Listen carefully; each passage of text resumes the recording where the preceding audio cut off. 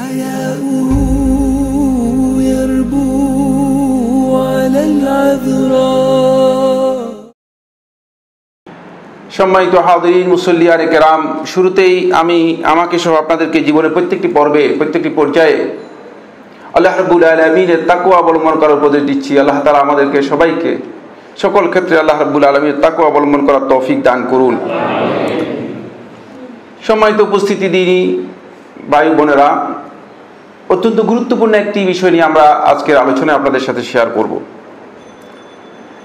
দোয়ার একটি পয়েন্ট নিয়ে গত পর্বে আমরা আলোচনা করেছিলাম যে কিভাবে আমরা দোয়াকে শক্তিশালী করব। এর অনেকগুলো গুরুত্বপূর্ণ পয়েন্টের মধ্যে একটি পয়েন্ট নিয়ে কথা বলেছিলাম।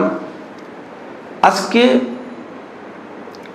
দোয়ার অত্যন্ত গুরুত্বপূর্ণ আরেকটি বিষয় নিয়ে আলোচনা করব। সেটি হচ্ছে আমরা যারা আল্লাহ রাব্বুল আলামিনের কাছে দোয়া করে থাকি, আমরা অনেকেই দোয়া এর ক্ষেত্রে আমরা আল্লাহ তাআলার কাছে দোয়া কবুল হওয়ার জন্য এবং দোয়া যাতে আল্লাহ তাআলা আমাদের কবুল করেন, আমরা বালা মুসিবত, বিপদ আপদ, অসুস্থতা ইত্যাদি থেকে যেন নিজেরা পরিত্রাণ লাভ করতে পারি, এই জন্য দোয়ার জন্য আমরা বিভিন্ন জায়গায় ধর্ণা দিই।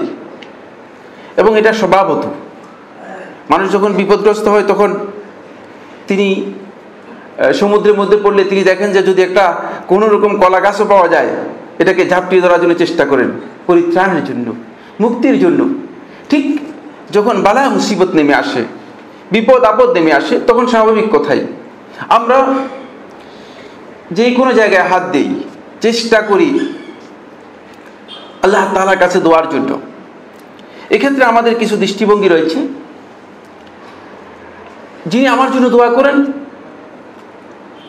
এবং আমার জন্য হিতাকাঙ্ক্ষী হিসেবে আল্লাহ তাআলার কাছে দোয়া করেন, আমরা তার প্রতি অনেক বেশি শুকরিয়া আদায় করি এবং তার জন্য আমরা প্রশংসা করি যে লোকটা আমার হিতাকাঙ্ক্ষী, আমার জন্য দোয়া করতেছেন। মানে আমরা এটাকে খুব ভালো মনে করে থাকি। কোনো সন্দেহ নেই, আল্লাহর বান্দা যদি আপনার জন্য দোয়া করে থাকেন, তিনি আপনার জন্য হিতাকাঙ্ক্ষী। কিন্তু এই দোয়াটুকু কোনো ব্যক্তি যখন আপনাকে বলবে যে দোয়া করেন, আর তার সামনেই দোয়াটা করে দিলেন, এই দোয়া আর কোনো ব্যক্তি যদি আপনাকে বলে দোয়া করেন আমার জন্য, আপনি তার পিছনে দোয়াটা করলেন, দুইয়ের মধ্যে বিশাল পার্থক্য রয়েছে। এই জন্য এই পয়েন্টটি আমি আপনাদের সামনে এক্সপ্লোর করছি, এই জন্য যে আমরা বুঝতে হবে তার সামনে আপনি দোয়া করলেন, এর অর্থ হচ্ছে তাকে হয়তো সন্তুষ্ট করার উদ্দেশ্য থেকে যেতে পারে।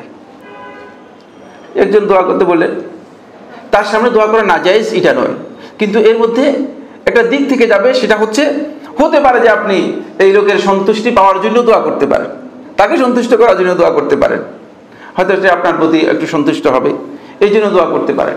কিন্তু যদি তার পেছনে আপনি দোয়া করেন, এর গ্রেড অনেক উপরে। এর গ্রেড সম্পর্কে আমরা আলোচনা করব। এটা হলো প্রথম যে বিষয়টি আমি আজকের আলোচনার আলোচ্য বিষয়ের মানে ভূমিকার মধ্যে বললাম। আলোচ্য বিষয়ের ভূমিকার মধ্যে দ্বিতীয় যে পয়েন্টটি আমি কথা বলবো সেটা হচ্ছে বিপদ আপদে যখন আমরা পড়ি, তখন আমরা লোকদের কাছে দোয়া চাই, আমার জন্য দোয়া করেন, আমার জন্য দোয়া করেন। আর এখানে আমাদের একটা কনসেপ্ট রয়েছে, এটা যে মনে হয় যেন আমি দোয়া করলে মানে আল্লাহ রাব্বুল আলামিন আমার দোয়া কবুল করবেন না। এটা কিন্তু ভুল। সর্বোত্তম হচ্ছে আপনি যখনই বালা মুসিবত বিপদ আপদে আক্রান্ত হবেন, আপনিই দোয়া করবেন আল্লাহ তাআলার কাছে। আপনার জন্য আপনার দরখাস্ত যত বেশি গুরুত্বপূর্ণ হবে, আরেকজনের দরখাস্ত তত বেশি গুরুত্বপূর্ণ নাও হতে পারে। এই জন্য দোয়া চাওয়াটা না জায়েজ নয়, দোয়া চাওয়া জায়েজ রয়েছে। আব্দুল্লাহ ইবনে সাফওয়ান রাহিমাহুল্লাহ তাআলা, তিনি আবু দারদা রাদিয়াল্লাহু তাআলা মেয়ের জামাই ছিলেন। তিনি বলেন, মুসনাদ আহমদের মধ্যে সহিহ riwayat-এর মধ্যে এসেছে যে আমি আবু দারদা রাদিয়াল্লাহু তাআলার সাথে সাক্ষাৎ করার জন্য মক্কা থেকে সিরিয়াতে গেলাম। সিরিয়াতে গিয়ে আবু দারদা রাদিয়াল্লাহু তাআলাকে পেলাম না, তিনি হয়তো কোনো কাজে বাইরে চলে গিয়েছেন। উম্মু দারদা রাদিয়াল্লাহু তাআলার সাথে সাক্ষাৎ হলো, তার স্ত্রীর সাথে সাক্ষাৎ হলো, তার শাশুড়ির সাথে সাক্ষাৎ হলো। সাক্ষাৎ হওয়ার পর তার সাথে কথাবার্তা হলো, তখন তিনি আমাকে বললেন, তুমি কি এখান থেকে যাওয়ার পরে তুমি কি উমরা করবে? বলে যে হ্যাঁ, আমি এখান থেকে যাওয়ার পরে আমি উমরা করব। তখন তিনি বললেন, তাহলে উদউল্লাহ লানা বিখাইর, আল্লাহ রাব্বুল আলামিনের কাছে আমাদের জন্য কল্যাণের দোয়া করবে, আমাদের জন্য কল্যাণের দোয়া করবে। এই হাদিস থেকে জুমহুর আহলে হাদিসগণ, সহিহ মুসলিমের রওয়ায়াত, এই হাদিস থেকে জুমহুর আহলে হাদিসগণ বলেছেন যে যদি কোনো ব্যক্তি কারো কাছে দোয়া চান, এটা চাওয়া কি রয়েছে, জায়েজ রয়েছে। যদিও উম্মে আমারা বিনতে কাব আল কুরাদিয়া রাদিয়াল্লাহু তাআলা বর্ণিত যে হাদিসটি ইমাম তিরমিজি রাহমাতুল্লাহ আলাইহি এবং আবু দাউদ তাদের সুনানের মধ্যে বর্ণনা করেছে, একদল আহলে হাদিস এই হাদিসটিকে দাঈফ বলেছেন। যেখানে ওমর খাত্তাব রাদিয়াল্লাহু তাআলা যখন রাসূলুল্লাহ সাল্লাল্লাহু আলাইহি ওয়াসাল্লামের কাছে চাইলেন, আল্লাহ রাসূল সাল্লাল্লাহু আলাইহি ওয়াসাল্লাম আমি উমরা করতে যাব, অনুমতি চাই, তখন রাসূলুল্লাহ সাল্লাল্লাহু আলাইহি ওয়াসাল্লাম ঠিক আছে তুমি উমরা করতে যাও। এরপর রাসূলুল্লাহ সাল্লাল্লাহু আলাইহি ওয়াসাল্লাম বললেন যে লা তানসা ইয়া উখাই মিন দুআইকা, যে তোমার দোয়ার মধ্যে আমাদেরকে তুমি ভুলো না। এই রিওয়ায়াতের মধ্যে আলেমদের দ্বিমত রয়েছে, কেউ কেউ এটাকে বলেছেন যে দাঈফ বা দুর্বল। যাই হোক, কিন্তু আমরা যে হাদিসটি উল্লেখ করেছি আব্দুল্লাহ ইবনে সাফওয়ান বর্ণিত আবু দারদা রাদিয়াল্লাহু তাআলা অথবা উম্মে দারদা থেকে, এই হাদিসটি সনদের দিক থেকে শুদ্ধ। এই বিষয়ে শেখুল ইসলাম ইবনে তাইমিয়া রাহমাতুল্লাহ আলাইহি বলেছেন যে দোয়া চাওয়া জায়েজ, কিন্তু দোয়া চাওয়ার উপর নির্ভরশীল হয়ে যাওয়া জায়েজ নেই, খুব ভালো করে খেয়াল রাখতে হবে।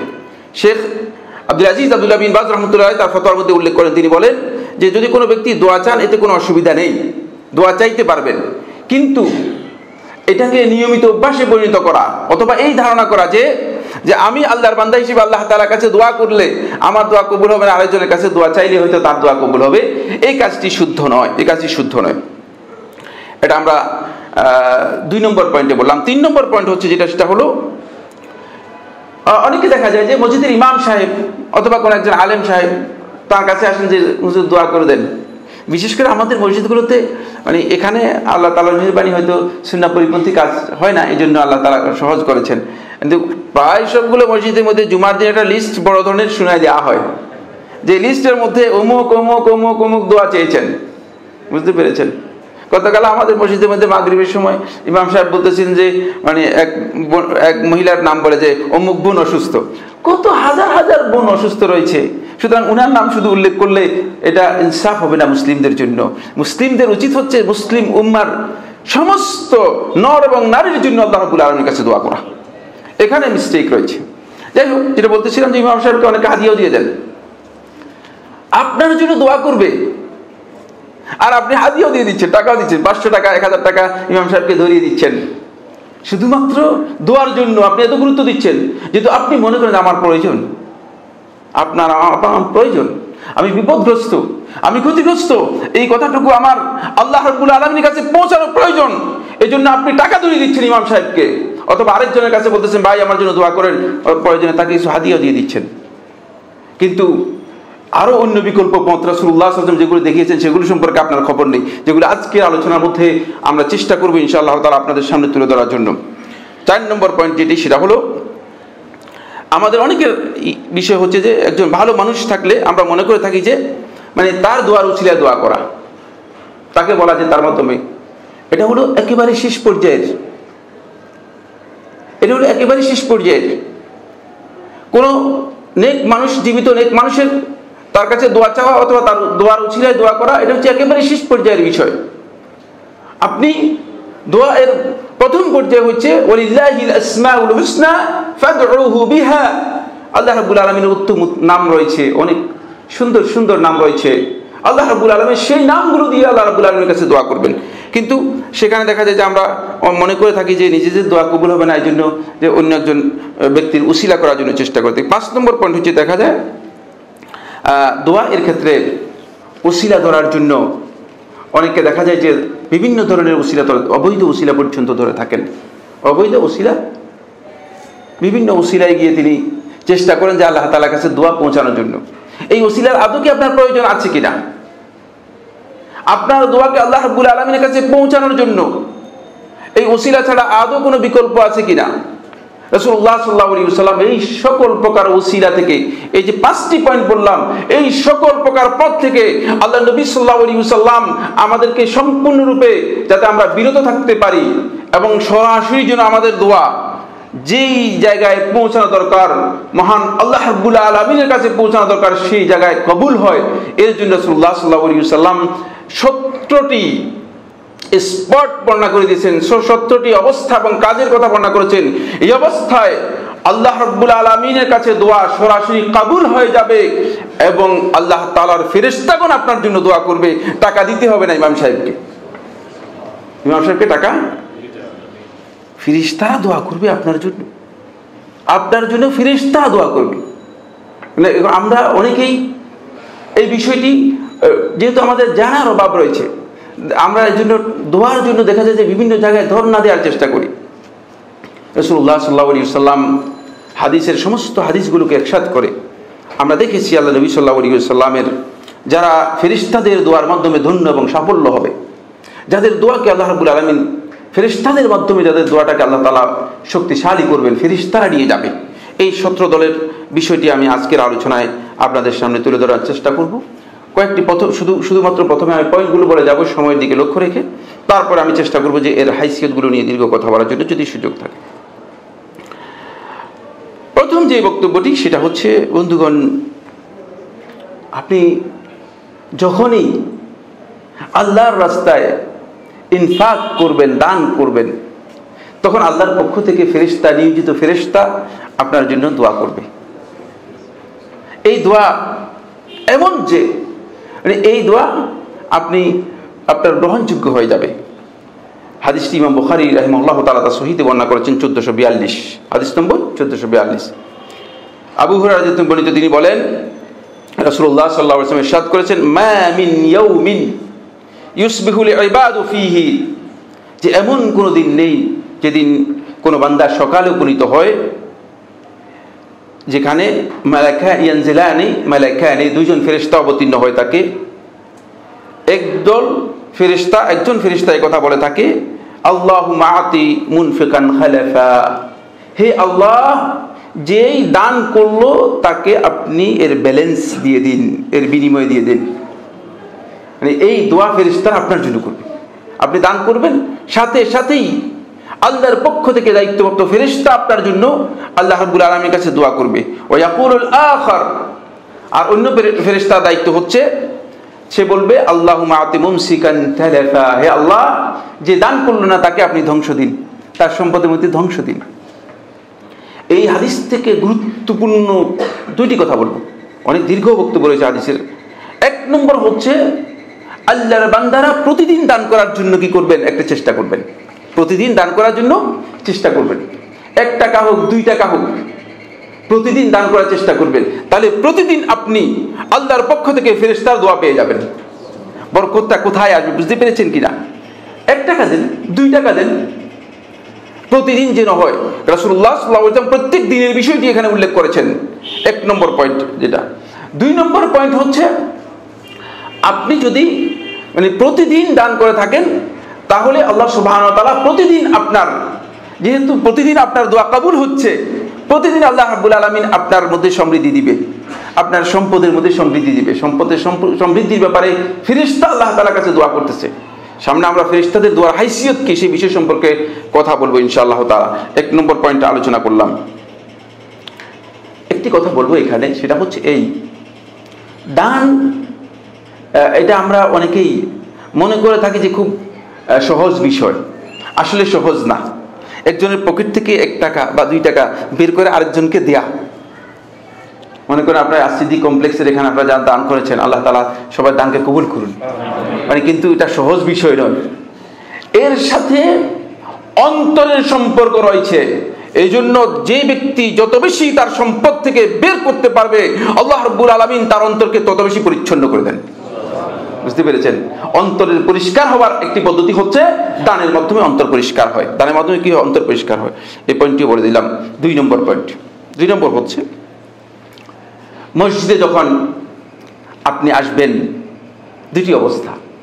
সালাতের জন্য মসজিদে আসার, সালাতের উদ্দেশ্যে এসে যখন মসজিদে বসবেন, যতক্ষণ পর্যন্ত আপনি মসজিদে সালাতের জন্য বসে থাকবেন, ততক্ষণ পর্যন্ত আল্লাহর পক্ষ থেকে নিয়োজিত ফেরেশতা যারা আছে তারা আপনার জন্য দোয়া করবে।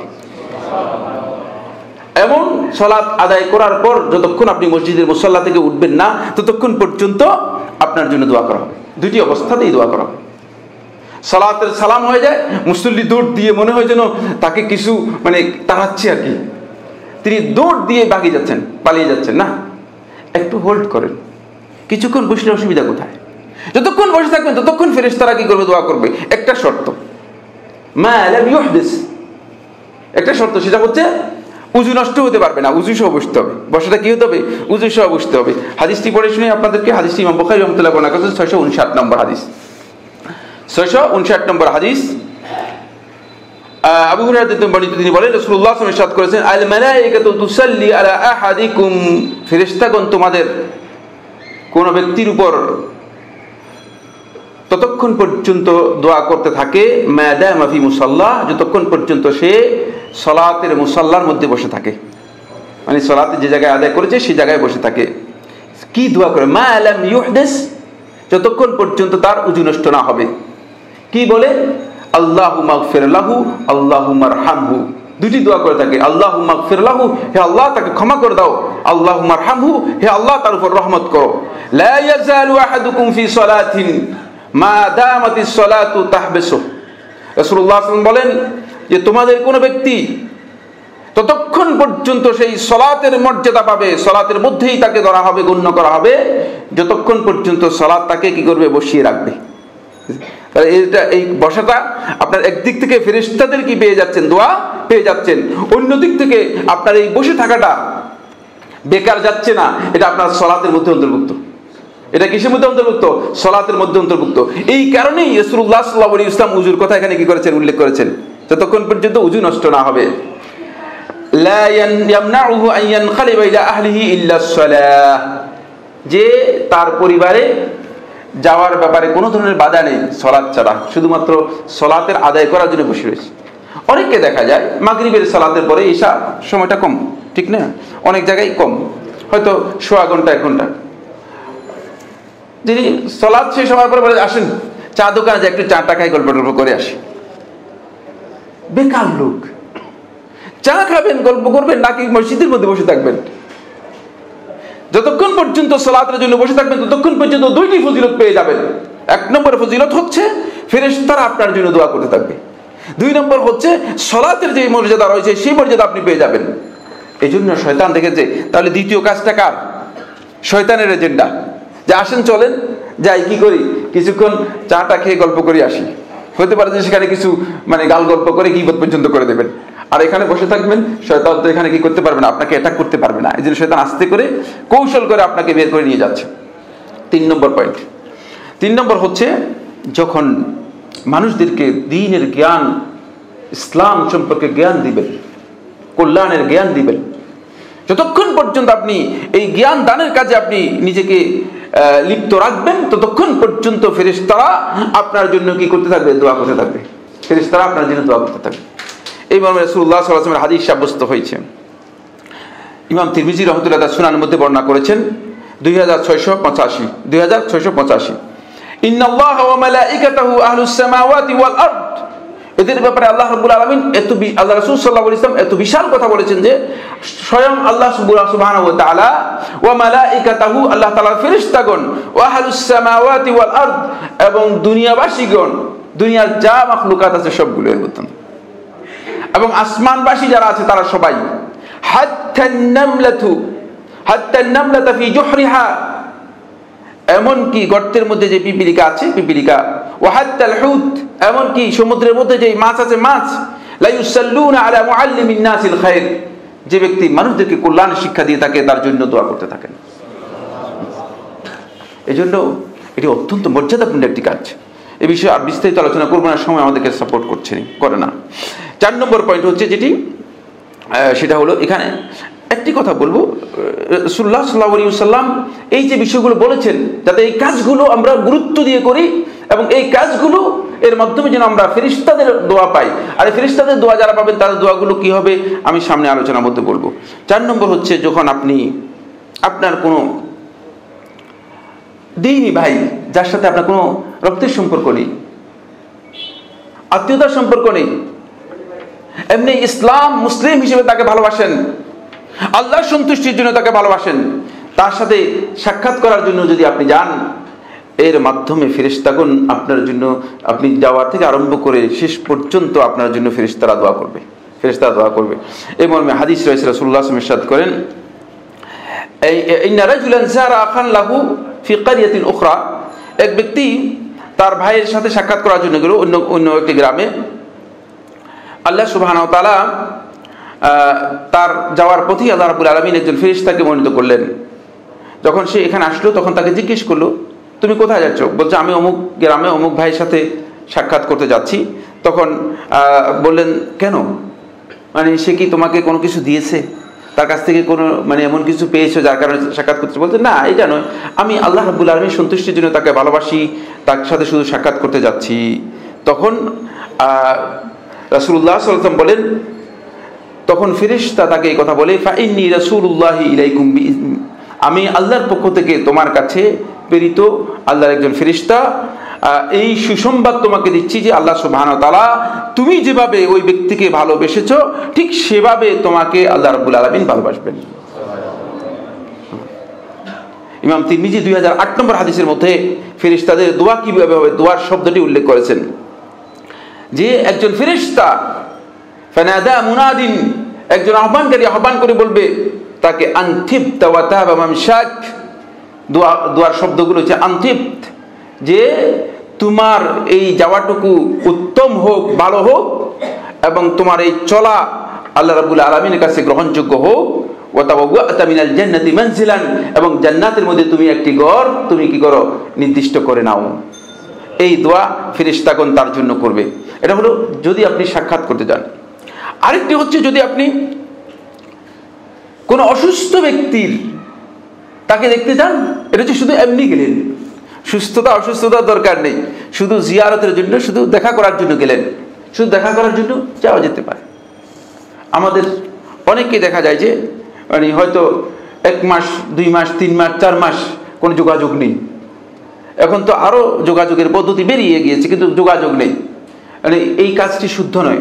নবী সাল্লাল্লাহু আলাইহি ওয়াসাল্লাম এখানে যাতে করে যাদের সাথে দ্বীনের কারণে, ইসলামের কারণে যাদের সাথে একটা সম্পর্ক তৈরি হয়েছে তাদের খোঁজ খবর নেওয়ার বিষয়টি নবী সাল্লাল্লাহু আলাইহি ওয়াসাল্লাম এখানে ইঙ্গিত দিয়েছেন। এরপর হলো যদি কোনো ব্যক্তি অসুস্থ থাকে তাহলে তার জন্য কিভাবে, তার জন্য ফেরেশতারা দোয়া করবেন। আলী ইবনে আবি তালিব রাদিয়াল্লাহু তাআলা আনহু থেকে বর্ণিত, তিনি বলেন, মা মিন মুসলিমিন ইয়াউদু মুসলিমান, কোন মুসলিম ব্যক্তি যখন কোন মুসলিম ব্যক্তিকে তার অসুস্থ অবস্থায় তাকে দেখার জন্য, শুশ্রূষার জন্য, দেখা করার জন্য যাবে, গাদওয়াতান সকালবেলায়, ইল্লা সাল্লা আলাইহি 70,000 মালাক হাত্তা ইউমসি, 70,000 ফেরেশতা সকালবেলায় যদি যায় বিকেল পর্যন্ত 70,000 ফেরেশতা তার জন্য দোয়া করতে থাকবে। 70,000 ফেরেশতা তার জন্য দোয়া করতে থাকবে। ওয়া ইন আদাহু আশিয়াতান, আর যদি বিকেল বেলা যায় তাহলে ইল্লা সাল্লা আলাইহি 70,000 মালাক হাত্তা ইউসবিহ, সকাল পর্যন্ত 70,000 ফেরেশতা তার জন্য দোয়া করবে। এটাই শেষ? শুধুমাত্র দোয়াই শেষ না।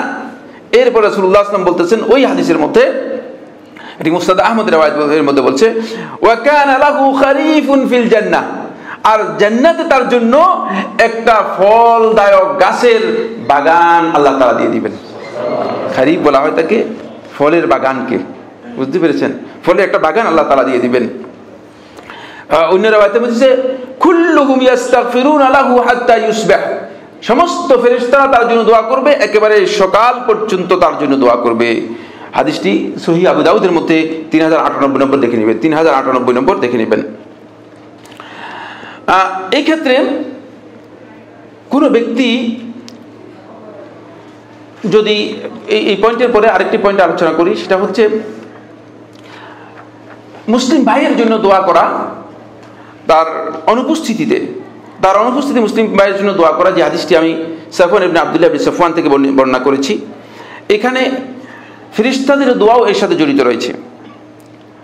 রাসূলুল্লাহ সাল্লাল্লাহু আলাইহি ওয়াসাল্লাম ইরশাদ করেছেন, দাওয়াতুল মুসলিমি লিআখিহিল মুসলিম, কোন মুসলিম ব্যক্তি তার মুসলিম ভাইয়ের জন্য যদি দোয়া করে থাকে, বিযাহরিল গায়ব, তার অনুপস্থিতিতে, তার সামনে নয়, মুস্তাজাবাহ, এই দোয়াটুকু আল্লাহ তাআলার কাছে কবুল হয়ে যায়, এটা আল্লাহ তাআলার কাছে কবুল হয়ে যায়।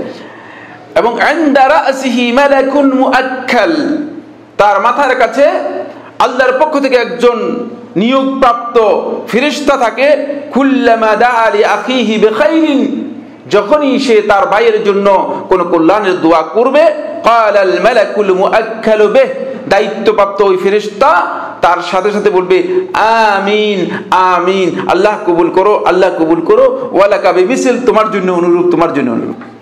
বুঝতে পেরেছেন? দোয়াটা ফেরেশতার আপনিও পেয়ে যাবেন আর ওই ব্যক্তিও পেয়ে যাবে। সামনাসামনি করলে এই ফজিলতটুকু আপনি পাবেন না, সামনাসামনি করলে আপনি এই ফজিলতটুকু পাবেন না। এখানে একটি কথা না বললেই নয়, সেটা হচ্ছে এই, আমরা মুসলিম সমাজের মধ্যে, আমাদের মধ্যে যে বিষয়টি ব্যাপকভাবে প্রচলিত সেটা হলো, আমরা দেখা যায় যে আমাদের ভাইদের ব্যাপারে সামনাসামনি প্রকাশ্যে প্রশংসা করি, প্রকাশ্যে তো সামত করি, আর পিছনে যখন আমরা চলে যাই তখন দেখা যায় যে গীবত এবং দোষ চর্চা করে থাকি। দোয়াটা কেন, মানে অনুপস্থিতির দোয়ার এত শ্রেষ্ঠত্ব কোথায়, কেন আসছে, বুঝতে পেরেছেন কিনা? প্রকাশ্যে যখন আমরা একত্রিত হই তখন আলহামদুলিল্লাহ সুন্দর সুন্দর চেহারা, দেখতে খুব ভালো লাগে, কিছু প্রশংসা করে দিলাম, কিছু তোষামত করে দিলাম। আর যখন পেছনে যাই তখন আমাদের অবস্থানটা হচ্ছে এই, ইসলামের অবস্থান থেকে অনেক দূরে, আমরা গীবত অথবা দোষ চর্চা করে থাকি। এই কাজটি ইসলামের যে দিক নির্দেশনা রয়েছে এর পরিপূর্ণ পরিপন্থী। রাসূলুল্লাহ সাল্লাল্লাহু আলাইহি ওয়াসাল্লাম ইসলামের যে দিক নির্দেশনা দিয়েছেন সেটা হচ্ছে সামনাসামনি হলে তার জন্য নসিহত করবেন। খুব ভালো করে খেয়াল করুন, কারণ আপনি তার জন্য আয়না, আপনি তার জন্য কি আয়না স্বরূপ, হাদিস দ্বারা প্রমাণিত হয়েছে। সুতরাং আপনি তাকে সামনাসামনি হলে তাকে আপনি নসিহত করবেন, আর যখন পিছনে যাবেন তার জন্য কি করবেন, কথা বুঝতে পেরেছেন? তার জন্য দোয়া করবেন। দোয়া করার মাধ্যমে আহলে হাদিস বর্ণনা করেন, তাহলে বোঝা যাবে যে এই ব্যক্তির অন্তর ওই ব্যক্তির জন্য পরিষ্কার রয়েছে। দেখছেন? এজন্য মানে আমার অন্তরের মধ্যে আসলে ওই ব্যক্তির জন্য পরিচ্ছন্নতা আছে কি নাই, নাকি অন্তরের মধ্যে আমি বিদ্বেষ পোষণ করি, ওই ব্যক্তির প্রতি আমার কুধারণা রয়েছে, ওই ব্যক্তির প্রতি আমার কোনো খারাপ চিন্তা রয়েছে, অথবা তার সম্পর্কে আমার কোন ধরনের বিদ্বেষ আমার অন্তরের মধ্যে আমি পোষণ করে থাকি। এর দলিল হবে যদি আমি তার অনুপস্থিতিতে দোয়া করতে না পারি, তাহলে বুঝতে হবে যে এখানে কি রয়েছে, অন্তরের অপরিচ্ছন্নতা রয়ে গেছে। বুঝতে পারলাম কিনা বিষয়টি খুবই গুরুত্বপূর্ণ। আসুন 7 নম্বর যে পয়েন্টটি নিয়ে কথা বলবো সেটা হচ্ছে, যখন আপনারা সাহারি করবেন, আমাদের সময় চলে যাচ্ছে, সাহারি যখন খাবেন, সাহারির সময়টুকু অত্যন্ত বরকতময় সময়।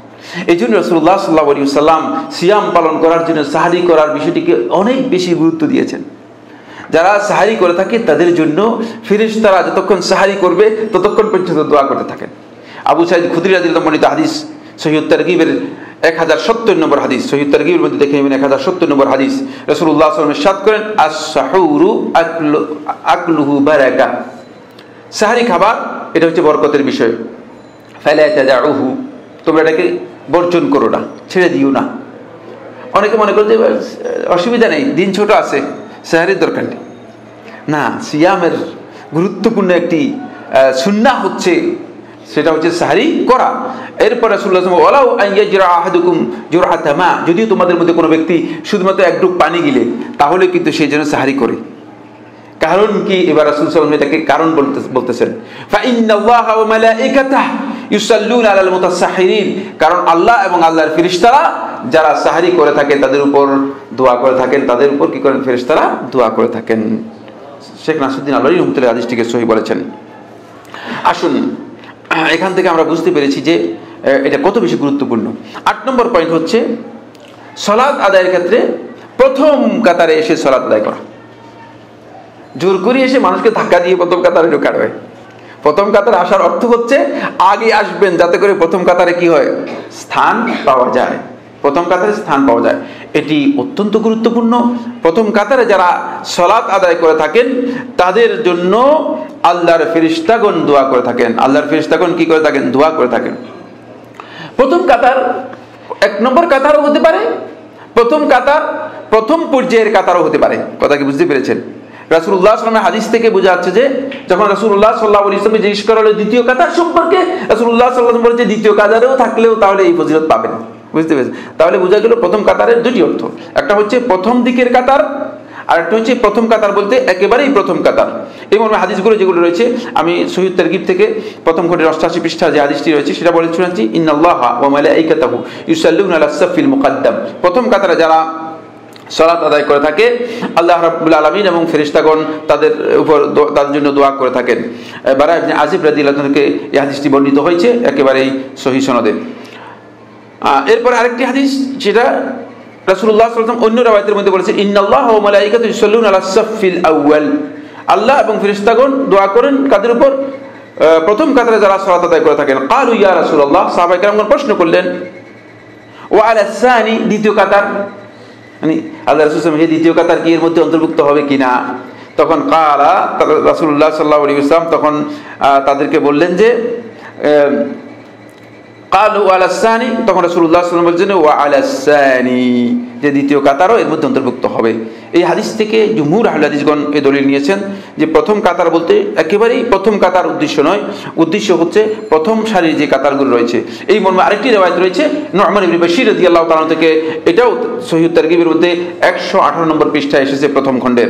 আচ্ছা, এরপরে যে বিষয়টি সেটা হলো যারা আযান দিয়ে থাকে, মুয়াজ্জিন, মুয়াজ্জিনদের শ্রেষ্ঠ ফজিলতের ব্যাপারে অসংখ্য হাদিস রয়েছে। ইমামদের ফজিলতের ব্যাপারে তেমন কোনো হাদিস নেই। ইমামটা মাসউলিয়া, দায়িত্ব, বুঝতে পেরেছেন? এখন আমরা বেশিরভাগ লোক মানে আমাকে ইমামতি দেন না, মুয়াজ্জিনই দেন কেন? মুয়াজ্জিনের ফজিলতের ব্যাপারে এই হাদিসটুকুই যথেষ্ট, যদি সত্যিকার তিনি আল্লাহর সন্তুষ্টির জন্য আযান দিয়ে থাকেন। রাসূলুল্লাহ সাল্লাল্লাহু আলাইহি ওয়াসাল্লাম মুসনাদ আহমদ এবং সুনান নাসাইর হাদিসের মধ্যে রয়েছে, সনদকে জাইয়িদ বলেছেন আহলে হাদিসগণ, ইন্নাল্লাহা ওয়া মালাইকাতুহু ইউসাল্লুনা আলাস সাফফিল মুকদ্দাম ওয়াল মুআজ্জিন ইউগফারু লাহু মাদা সাউতিহি, আর মুআজ্জিন ব্যক্তিকে ক্ষমা করে দেওয়া হবে, তার আওয়াজ যতটুকু পর্যন্ত যাবে ততটুকু পরিমাণ তাকে ক্ষমা করে দেওয়া হবে, এবং ওয়ুসাদ্দিকুহু মান সামিআহু মিন রাতবিন ওয়া ইয়াবিসিন, এবং তার ব্যাপারে সাক্ষ্য দিবে এমন সকল প্রকারের মানে জীব এবং নির্জীব, জড় পদার্থ এবং জীবন্ত পদার্থ সব কিছু তার ব্যাপারে যতক্ষণ পর্যন্ত আযান দিবে ততক্ষণ পর্যন্ত তার জন্য সাক্ষ্য দিবে। এবং ওয়ালাহু মিসলু আজরি মান সাল্লা মাহু, অতিরিক্ত যেটা পাবে সেটা হচ্ছে ওয়ালাহু মিসলু মান সাল্লা মাহু, আর তার এই আযানের পরে যত সংখ্যক লোক এই সালাতে অংশগ্রহণ করবে এদের সকলের সালাতের যে সওয়াব আছে একটু পেয়ে যাবে। দেখছেন, আপনারা মনে করতেছেন মুয়াজ্জিন আযান দিচ্ছে, মুয়াজ্জিন বেতন কমের জন্য আপনারা কি করতেছেন, মুয়াজ্জিনকে মানে খুব আমাদের সমাজের মধ্যে মুয়াজ্জিনের সবচেয়ে মানে এখানকার কথা আমি বলছি না, আমি বিভিন্ন জায়গার কথা বলছি আর কি। ইমাম সাহেবের বেতন বেশি, ইমাম সাহেবের অনেক বাপসাব নেই আর কি, কিন্তু মুয়াজ্জিনের বেতন, কিন্তু আল্লাহ রাসূল সাল্লাল্লাহু আলাইহি ওয়াসাল্লাম এই বাপসাবকে কোনো গুরুত্ব দেন নাই, কোনো গুরুত্ব দেন নাই। এই আযানটাকে, আর এখানে অনেক হাদিস রয়েছে, সময় নেই যেহেতু সেটা বলবো না আমরা। এটা আমরা 8 নম্বর বিষয়ে আলোচনা করলাম। একটা বিষয় এই পয়েন্টের মধ্যে যোগ করে দিতে চাই, যেমন অনেকগুলো কথা রয়েছে, একটাই যোগ করব, সেটা হচ্ছে প্রথম কাতারে আসা এটা সহজ বিষয় না, বুঝতে পেরেছেন? এটাকে আহলে হাদিসগণ বলেছে এটা হচ্ছে দলিল, এই প্রমাণ বহন করে যে আল্লাহ সুবহানাহু ওয়া তাআলা আল্লাহর এই বান্দাকে কবুল করেছেন এবং এই বান্দাকে এই সালাতের জন্য আল্লাহ তাআলা কি এই সুযোগটুকু দিয়েছেন। এই জন্য প্রথম কাতারে অংশগ্রহণ করার জন্য চেষ্টা করা আমাদের জন্য খুবই গুরুত্বপূর্ণ। 9 নম্বর পয়েন্ট হচ্ছে প্রথম কাতারগুলোর মধ্যে ডান দিকের কাতারের গুরুত্ব বেশি বাম দিকের চেয়ে, এটাও সহিহ হাদিস দ্বারা সাব্যস্ত হয়েছে। রাসূলুল্লাহ সাল্লাল্লাহু আলাইহি ওয়াসাল্লাম মিশকাতুল মাসাবিহের প্রথম খণ্ডের 241 নম্বর হাদিসের মধ্যে আয়েশা রাদিয়াল্লাহু আনহা হাদিসের মধ্যে ইন্নাল্লাহা ওয়া মালাইকাতুহু ইউসাল্লুনা আলা মায়ামিনিস সুফুফ, ডান দিকে সফরের ডান দিকে যারা থাকবে ফেরেশতাগণ তাদের উপর কি করেন, দোয়া করে থাকেন। এটা হলো 9 নম্বর বিষয়। 10 নম্বর হচ্ছে যারা সালাতের মধ্যে কাতারগুলো মিলিয়ে কাতারের মধ্যে দাঁড়িয়ে থাকেন, কাতারের মধ্যে ফাঁক পূরণ করে দেন, তাদের উপর ফেরেশতারা কি করেন, তাদের জন্য দোয়া করে থাকেন, তাদের জন্য ফেরেশতারা দোয়া করে থাকেন। আমরা তো সালাতের মধ্যে ফাঁক যত বেশি করতে পারি তত আমরা মনে করি যে আমার মর্যাদা বৃদ্ধি পাচ্ছে। সুতরাং যেই ব্যক্তি সালাতের এই কাতারের ফাঁকটুকু বন্ধ করতে পারলো, আল্লাহ রাব্বুল আলামিন ফেরেশতাদের দোয়ার মাধ্যমে তাকে কি করবেন, মর্যাদা দেবেন। রাসূলুল্লাহ সাল্লাল্লাহু আলাইহি ওয়াসাল্লামের হাদিস আয়েশা রাদিয়াল্লাহু আনহা বর্ণনা করেন, তিনি বলেন ইন্নাল্লাহা ওয়া মালাইকাতুহু ইউসাল্লুনা আলাল্লাযিনা ইয়াসিলুনা সুফুফ, যারা কাতারকে মিলিয়ে দাঁড়াবে তাদের উপর ফেরেশতাগণ দোয়া করবেন। ওয়া মান সাদ্দা ফুরজাতান, আর যে একটা ফাঁক পূরণ করলো রাফাহুল্লাহু বিহা দারাজা, আল্লাহ রাব্বুল আলামিন এর মাধ্যমে একটা গ্রেড, একটা মর্যাদা তার বৃদ্ধি করে দিবেন, একটা গ্রেড তার বৃদ্ধি করে দিবেন। মানে একটা সওয়াব দিবেন এটা নয়, দারাজা বলা হয় তাকে মর্যাদাকে, একটা মর্যাদা জান্নাতের মধ্যে বৃদ্ধি করবেন। জান্নাতের যেগুলো বৃদ্ধি করা হয় এগুলো জান্নাতের দারাজা, বুঝতে পেরেছেন? জান্নাতের গ্রেড হয় আর জাহান্নামের দারাক হয়। জাহান্নামের হচ্ছে স্তর, জাহান্নামের গুলো হচ্ছে কি স্তর, এগুলো নিচের দিকে যায় আর জান্নাতের গুলো কোন দিকে যায়? উপরের দিকে যায়। এটাকে বলা হয় তাকে দারাজা, কোরআন বলেছে দারাজা। আর জাহান্নামের গুলোকে বলেছে দারাক, আদরাক, এগুলো নিচের দিকে যায়। এইভাবে জান্নাতের মধ্যে আল্লাহ সুবহানাহু ওয়া তাআলা তার একটা গ্রেড কি করে দিবেন? বৃদ্ধি করে দিবেন। হাদিসটি ইবনে মাজাহ বর্ণনা করেছে তার সুনানের মধ্যে 821 নম্বর হাদিস। আরেকটি, এটা হলো 11 নম্বর পয়েন্ট। 11 নম্বর হচ্ছে কোন ব্যক্তি যখন তিনি ঘুমাবেন তখন তিনি উযু করে তাহারাত অবস্থায় ঘুমাবেন, তাহলে সারা রাত ফেরেশতা, একজন ফেরেশতা তার জন্য আল্লাহ রাব্বুল আলামিনের কাছে দোয়া করতে থাকে। আব্দুল্লাহ ইবনে উমর বর্ণিত হাদিসের মধ্যে রাসূলুল্লাহ সাল্লাল্লাহু আলাইহি ওয়াসাল্লাম বলেন, মান বাতা তাহিরান, যে পবিত্র অবস্থায় রাত্র ঘুমালো, বাতা ফি শিআরিহি মালাকুন, তার চাদরের কাছে একজন ফেরেশতা তার সাথে অবস্থান নেবে, ফালা ইয়াস্তাইকিজু ইল্লা ক্বাল আল মালাক, ফেরেশতা যতক্ষণ পর্যন্ত সে জাগ্রত না হবে ততক্ষণ পর্যন্ত ফেরেশতারা, ওই ফেরেশতা তার জন্য দোয়া করবে, আল্লাহুম্মা গফির লি আবদিকা ফুলান, হে আল্লাহ তোমার ওই বান্দাকে ক্ষমা করে দাও। যতক্ষণ পর্যন্ত সে এইভাবে থাকবে ততক্ষণ পর্যন্ত এই সওয়াবটুকু পাবে, বুঝতে পেরেছেন? সুতরাং আমাদেরকে অনেকে প্রশ্ন করেন যে কোরআন শরীফ বিনা উযুতে তেলাওয়াত করতে পারবে কিনা। মুমিন ব্যক্তির কাজই হচ্ছে, সুন্নাহ হচ্ছে মুমিন কি করবেন? উযু অবস্থায় থাকবেন। আর আমাদের কাছে এসে প্রশ্ন করেন যে কোরআন শরীফ বিনা উযুতে পড়তে পারবে কিনা। আমরা চেতনাগত দিক থেকে অনেক সরিয়ে গিয়েছি, বুঝতে পেরেছেন? আমাদের কথা বলছে উযু নষ্ট হয়ে গেলে আপনি সাথে সাথে উযু করে নেবেন। আদব এবং সুন্নাহ হচ্ছে উযু যখন নষ্ট হয়ে যাবে সাথে সাথে কি করে নেবেন? উযু করে নেবেন। দেখেছেন কত বিরাট ফজিলতের কথা রাসূলুল্লাহ সাল্লাল্লাহু আলাইহি ওয়াসাল্লাম এই হাদিসের মধ্যে বলেছেন। এই অবস্থায় যদি আমরা ঘুমাতে পারি তাহলে একজন ফেরেশতা সারা রাত আপনার জন্য আল্লাহ রাব্বুল আলামিনের কাছে মাগফিরাতের দোয়া করবে। হাদিসটি তাবারানী তার মুজামের মধ্যে বর্ণনা করেছেন, সহিহ সনদে বর্ণিত হয়েছে। 12 নম্বর হচ্ছে যখন আপনি রাসূলুল্লাহ সাল্লাল্লাহু আলাইহি ওয়াসাল্লামের উপর দরুদ পাঠ করবেন, রাসূলুল্লাহ সাল্লাল্লাহু আলাইহি ওয়াসাল্লামের দরুদ পাঠ করবেন, এটা অনেক মর্যাদাপূর্ণ ইবাদত। দরুদ আমরা মানে মিলাদের বিরোধিতা করতে গিয়ে, মিলাদ যেহেতু একটা বিদআতি ইবাদত, মিলাদের বিরোধিতা করতে গিয়ে আমরা অনেকেই দরুদ থেকে সরে গিয়েছি। দরুদ কিন্তু অত্যন্ত মর্যাদাপূর্ণ ইবাদত। দরুদের ফজিলতের ব্যাপারে শেখুল ইসলাম ইবনুল কাইয়িম রাহমাতুল্লাহ আলাইহি আলাদা কিতাব লিখেছেন, জালাউল আফহাম নামে এই কিতাবটি আলাদা লিখেছেন।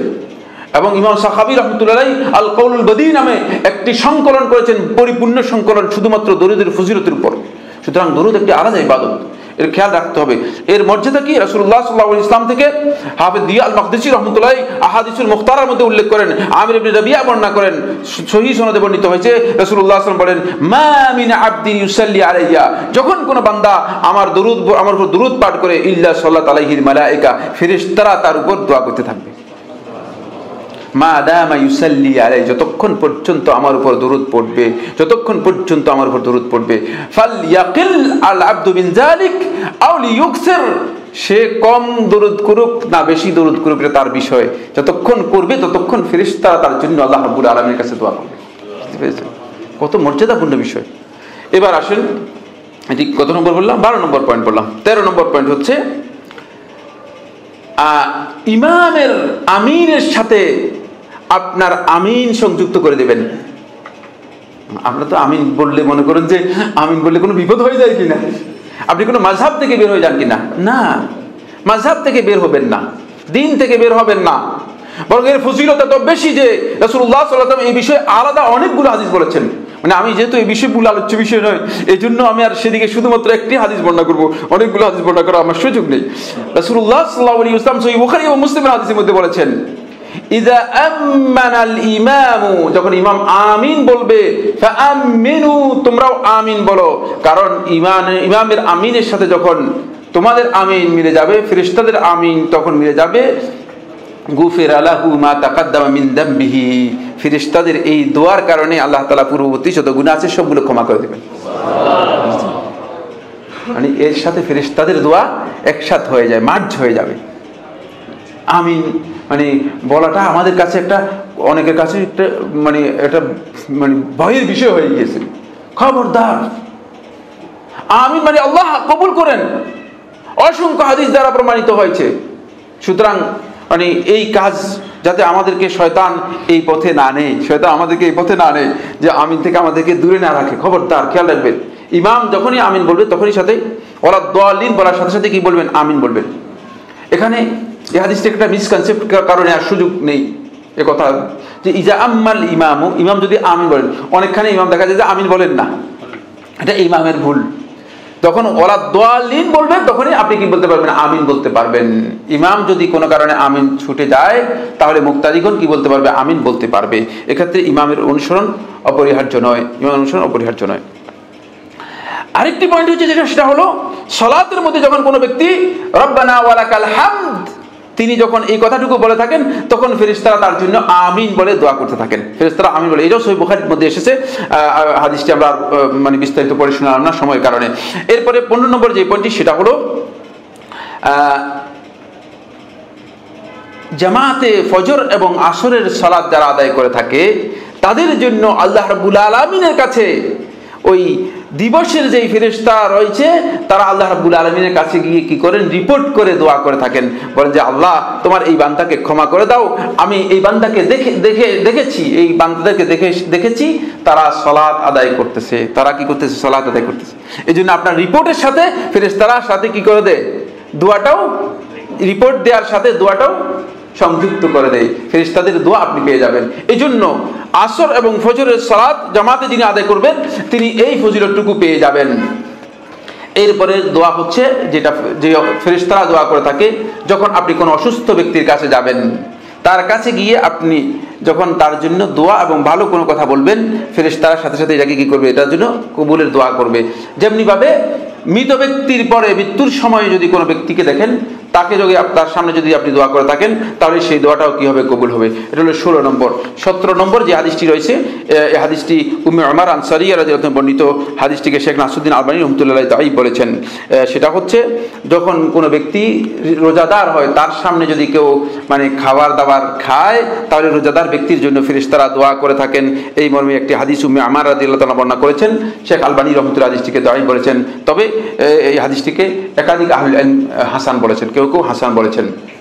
সর্বমোট 17 প্রকার এদের কথা বলার পরে এবার আমি যে পয়েন্টটি নিয়ে কথা বলবো সেটা হচ্ছে বন্ধুগণ, এখানে একটি বিষয় জানতে হবে, সেটা হলো ফেরেশতাদের দোয়া এর হাইসিয়তটা কি, এর গুরুত্বটা কি। সময় আমাদের শেষ হয়ে গিয়েছে, তারপরে এখানে 4টি পয়েন্ট রয়েছে, শুধু পয়েন্টগুলো বলে দিচ্ছি। 1 নম্বর পয়েন্ট হচ্ছে ফেরেশতাদের দোয়ার অর্থ হচ্ছে এই দোয়াটা আল্লাহ তাআলার কাছে কবুল হয়ে গিয়েছে, এর কি করা? এর ইনফরমেশন দেয়া। বুঝতে পেরেছেন? রাসূলুল্লাহ সাল্লাল্লাহু আলাইহি ওয়াসাল্লাম 4টি অর্থ করেছেন এর। 1 নম্বর অর্থ হচ্ছে আহলে হাদিসদের কাছে ফেরেশতারা দোয়া করবে, এর অর্থ হচ্ছে আল্লাহ তাআলার কাছে এই দোয়াটুকু কবুল, গ্রহণযোগ্য, এটা ইনফরমেশন দেওয়া হচ্ছে। 2 নম্বর আহলে হাদিসদের মধ্যে বলেছেন যে ফেরেশতাদের দোয়ার অর্থ হচ্ছে বান্দার কারামত এবং মর্যাদা আল্লাহ তাআলার কাছে সাব্যস্ত হবে। বান্দাকে আল্লাহ তাআলা এই মানে তার দোয়াকে ফেরেশতা পর্যন্ত তার দোয়াটাকে কি করতেছে? গ্রহণ করতেছে। ফেরেশতাদের মাধ্যমে দোয়া করা হচ্ছে, এখানে বান্দার কারামত এবং মর্যাদা সাব্যস্ত হবে। 3 নম্বর হচ্ছে যেটি, সেটা হলো বান্দার জন্য ফেরেশতাদের পক্ষ থেকে আল্লাহ রাব্বুল আলামিন ফেরেশতাদের মাধ্যমে সাহায্য এবং সুরক্ষা দান করবেন। এই অর্থ বোঝানোর জন্য ফেরেশতাদের দোয়ার কথা বলা হয়েছে। দোয়া তো ফেরেশতারা করবেনই, কিন্তু এর আরেকটি হাইসিয়ত হচ্ছে আল্লাহ রাব্বুল আলামিন ফেরেশতাদের মাধ্যমে বান্দাকে সংরক্ষণ এবং সাহায্য করবেন। 4 নম্বর যে পয়েন্টটি, সেটা হলো ফেরেশতাদের পক্ষ থেকে আল্লাহ তাআলার কাছে ক্ষমা এবং মাগফিরাতের দোয়া করবে। ক্ষমা এবং মাগফিরাতের সুপারিশ আল্লাহ তাআলার কাছে তুলে দেবে। ফেরেশতাদের দোয়া হচ্ছে ফেরেশতারা আল্লাহ তাআলার কাছে ক্ষমা এবং মাগফিরাতের সুপারিশ করবেন। এবার আমরা যে পয়েন্টটি নিয়ে আলোচনা করব সেটা হচ্ছে ফেরেশতাদের দোয়ার অর্থ কি। মানে আমরা বলেছি যে ফেরেশতাদের দোয়া, এখন ফেরেশতাদের দোয়ার অর্থ কি? এখানে 3টি অর্থ আহলে হাদিসগণ করেছেন। 1 নম্বর হচ্ছে ফেরেশতাদের দোয়ার অর্থ হচ্ছে তারা আল্লাহ তাআলার কাছে ফেরেশতাদের জন্য ক্ষমা প্রার্থনা করবে, ক্ষমা চাইবে, আল্লাহ রাব্বুল আলামিনের কাছে বান্দার জন্য ক্ষমা চাইবে। 2 নম্বর হচ্ছে যে বান্দার জন্য আল্লাহ তাআলার কাছে তারা রহমতের কামনা করবে। 3 নম্বর আহলে হাদিসদের মধ্যে কেউ বলেছেন যে দুইটাই উদ্দেশ্য, রহমত এবং মাগফিরাত দুইটাই এখানে উদ্দেশ্য। 4 নম্বর আরেকটি পয়েন্ট আহলে হাদিসদের মধ্যে অনেকেই উল্লেখ করেছে, সেটা হচ্ছে বান্দার যেই সংকটের জন্য আল্লাহ তাআলার কাছে দোয়া করেছে ওই সংকট অথবা ওই বিপদ মুক্তির বান্দার জন্য, বিপদ মুক্তির জন্য আল্লাহ তাআলার কাছে ফেরেশতাগণ সুপারিশ করবে বা দোয়া করবে। এটা হচ্ছে ফেরেশতাদের দোয়ার অর্থ। ফেরেশতাদের দোয়ার অর্থ এই বিষয়ে সহিহ সনদে আবুল আলিয়া থেকে বর্ণনা করেছেন, আবুল আলিয়া রিয়াহি রাহিমাহুল্লাহ তাআলা থেকে বর্ণিত হয়েছে, মুআজামের মধ্যে এসেছে, মুআজামের মধ্যে এই রাওয়ায়াতটি এসেছে। তিনি বলেন ফেরেশতাদের দোয়ার সম্পর্কে যখন তাকে প্রশ্ন করা হয়েছে আবুল আলিয়া রিয়াহি সম্পর্কে, তিনি বলেছেন যে ফেরেশতাদের দোয়ার অর্থ হচ্ছে ফেরেশতাগণ আল্লাহ রাব্বুল আলামিনের কাছে তাদের জন্য ক্ষমা প্রার্থনা করবেন এবং তাদের যেই বিষয় সুপারিশ দরকার আল্লাহ তাআলার কাছে সেই বিষয়ে সুপারিশ করবেন। শেখ নাসিরুদ্দিন আলবানী রহমতুল্লাহ আলাইহি ফদলুস সালাত আলা নবী সাল্লাল্লাহু আলাইহি ওয়াসাল্লামের সালাতের অধ্যায়ের মধ্যে এই হাদিসটিকে বা এই রাওয়ায়াতটিকে সহিহ বলেছেন। এরপরের পয়েন্টটি সংক্ষেপে বলে দিয়ে শেষ করছি, সেটা হলো 4টি পয়েন্ট। 1 নম্বর হচ্ছে ফেরেশতারা বলতে কাদেরকে বোঝানো হয়েছে? আল্লাহ তাআলার ফেরেশতা তো ওমা ইয়ালামু জুনুদা রাব্বিকা ইল্লা হু। আল্লাহ তাআলা কোরআনের মধ্যে বলেছেন আল্লাহর বাহিনী যে কত বিশাল, কত সংখ্যক, আল্লাহ রাব্বুল আলামিন ছাড়া আর কেউ জানেন না। তাদেরকে সারা মানে সৃষ্টি যত ফেরেশতা আছে সমস্ত ফেরেশতাকে বোঝানো হয়েছে না সুনির্দিষ্ট ফেরেশতাদেরকে বোঝানো হয়েছে? বুঝতে পেরেছেন? আহলে হাদিসগণ নিয়ে 4টি বক্তব্য দিয়েছেন। 1 নম্বর বক্তব্য হচ্ছে একদল আহলে হাদিস বলেছেন যে সকল ফেরেশতাকে বোঝানো হয়েছে, সকল ফেরেশতারা আল্লাহর পক্ষ থেকে মুকাল্লাফ যে তার জন্য দোয়া করা, এই দায়িত্ব দোয়া করবে আল্লাহ রাব্বুল আলামিনের। 2 নম্বর হচ্ছে কেউ কেউ বলেছেন যে এখানে বোঝানো হয়েছে হামালাতুল আরশ, যারা আরশ বহন করতেছে যে সমস্ত ফেরেশতারা, যেহেতু কোরআনে কারীমের মধ্যে আল্লাহ সুবহানাহু ওয়া তাআলা এই আয়াতের মধ্যে এই বিষয়টি উল্লেখ করে দিয়েছেন। সেই আয়াতের সূরা গাফিরের 7 নম্বর আয়াতের মধ্যে দেখে নেবেন, আল্লাহ তাআলা উল্লেখ করেছেন তারা আল্লাহর বান্দাদের জন্য আল্লাহ রাব্বুল আলামিনের কাছে ক্ষমার দরখাস্ত করে থাকে, আল্লাহ রাব্বুল আলামিনের কাছে ক্ষমা প্রার্থনা করে থাকে। সুতরাং এখানে ফেরেশতা বলতে হামালাতুল আরশ, যারা আরশ বহন করতেছেন আল্লাহ রাব্বুল আলামিন, তাদেরকে বোঝানো হয়েছে। 3 নম্বর সেটা হলো আল্লাহ তাআলা অন্য আয়াতের মধ্যে বলেছেন ইন্না আলাইকুম লাহাফিযিন কিরামান কাতিবিন, সম্মানিত লিখক যারা মানুষদেরকে হেফাজত করার জন্য, এটাকে হাফাজা বলা হয়। আল্লাহর পক্ষ থেকে একদল লোক আল্লাহর বান্দাদেরকে হেফাজত করার জন্য আল্লাহ রাব্বুল আলামিন নিয়োগ দিয়েছেন একদল ফেরেশতাকে, ওই নিয়োগপ্রাপ্ত ফেরেশতাদেরকে বোঝানো হয়েছে। 4 নম্বর বক্তব্যটি আমার কাছে সবচেয়ে বেশি গুরুত্বপূর্ণ মনে হয়েছে, সেটা হচ্ছে আল্লাহ সুবহানাহু ওয়া তাআলা এই মাখলুকাতের মধ্যে ফেরেশতাদের মাধ্যমে আল্লাহ রাব্বুল আলামিন অনেকগুলো কাজ করেন। বুঝতে পেরেছেন? আল্লাহ তাআলা এই কাজগুলোকে মানে আল্লাহ রাব্বুল আলামিনের কাজের মধ্যে শৃঙ্খলা রয়েছে, শৃঙ্খলা এমন শৃঙ্খল যে এটি এক জাররা পরিমাণ পরিবর্তনশীল নয়। আপনি সূর্য যেদিন যখন ওঠার কথা, কোনোদিন দেখেছেন যে সূর্য 1 সেকেন্ড বা 2 সেকেন্ড পরে উঠেছে? এরকম ঘটনা ঘটছে কিনা? হ্যাঁ, অথচ এটি মহাশূন্যে ঘুরতেছে। কারণ হচ্ছে এটা আল্লাহ তাআলার শৃঙ্খলার মধ্যে অন্তর্ভুক্ত। ফলে আল্লাহ রাব্বুল আলামিন ফেরেশতাদেরকে বিভিন্নভাবে দায়িত্ব দিয়েছেন। তার মধ্যে একদল ফেরেশতাকে আল্লাহ রাব্বুল আলামিন এই সম্মানিত কাজের জন্য, আল্লাহর বান্দাদের দোয়া করার জন্য আল্লাহ রাব্বুল আলামিন একদল ফেরেশতাদেরকে দায়িত্ব দিয়েছেন। এই দায়িত্ব ফেরেশতাদের, যাদেরকে দায়িত্ব দেওয়া হয়েছে এরাই শুধুমাত্র দোয়া করে থাকে, দোয়া করে থাকে।